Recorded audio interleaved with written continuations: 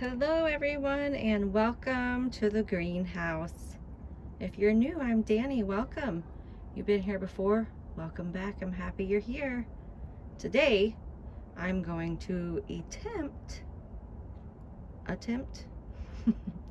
to repot this huge Cattleya that I bought not too long ago for a beautiful price.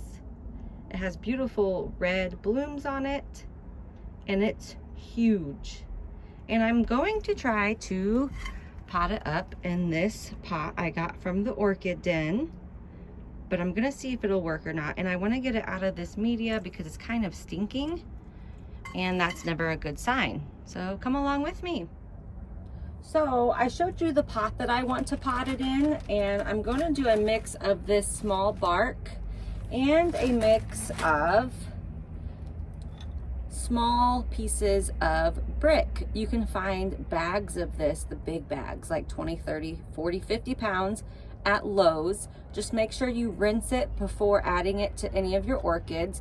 And this is just perfect for Cattleyas that don't have a root system to hold themselves up or weigh themselves down. And I have a feeling that this isn't going to have too good of a root system. So let's find out. It has a rhizome clip to help keep it steady.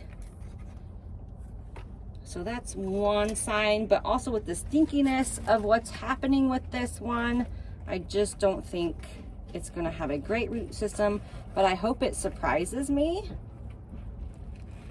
I think it might surprise me. I don't know, you guys. I'm gonna have to clean. Look at that root system. Okay, I might not have to use it. Look at those roots. It is very stinky though, and not drying out how I want it to. I don't use bark or moss. This is almost like some kind of fiber stuff, but that's just so broken down. I do use bark every now and then. I'm going to use the very small bark with this. Hey, so I got most of everything out that's dead and rotting, and I wish you guys could smell this because it's disgusting. Well, maybe you don't want to smell it, but I want to show you something. So this is why I don't like to use really anything but pebbles or rocks or brick when it comes to repotting my Cattleyas, because first of all, I don't want to repot my Cattleyas every 1 to 2 years because I don't want to disturb their root system. And this was potted in bark pieces, and these are so degraded and broken down that they're like foam now. Look at that. They're like foam, and it was just staying way too wet for too long, and it was rotting out the Cattleya. I watered that 2 days ago. So this is why I like using stone, pebbles, brick. This was all rotted out, as you can see, but we still have a pretty good root system left over. The thing is, I don't think this pot is going to be deep enough for that big Cattleya to sit in, but we're going to try. All right, so let's try this. Let's see if it's going to be deep enough to hold this. And I'm going to try to position the oldest growth up on the side of the pot. So the new growth coming, let's turn this so you can see. So the new growth that's coming has plenty of room to grow. And I don't think it will be too top heavy. So let's add the small bricks and try to turn you again. There we go. So let's add some of the small brick pieces. Please remember, if you're using this brick or those stone bags that you can get from Lowe's, to rinse them because they do come pretty dirty. So you're going to want to rinse them. Spread it out evenly. I might have to go back and get some more. As you can see, it's already doing a great job of holding that orchid in place. Let me go and get some more brick and rinse it. I am back with more brick pieces.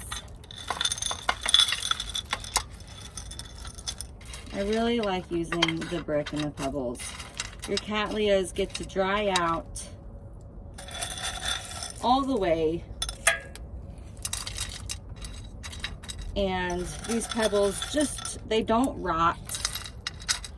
They're not gonna make stinking media like we just saw. And I just really prefer potting my Cattleyas in clay and then using brick and pebbles. I just really like it. And as you can see, this has plenty of room for years of new growth. So I will not have to do anything with this for a good few years. Which, that's what I want. And it weighs so heavy, you don't have to use a rhizome clip to weigh it down. So here is the finished, beautiful project. And I might even put this in a hanger. I don't think I'll put the wire hanger. I think I'll put it in a hanging, like a macrame hanger, and hang it on my front porch when the new warm weather comes. It's a beautiful little setup. Thanks for joining me in the repotting. Happy growing, stay safe. Till next time.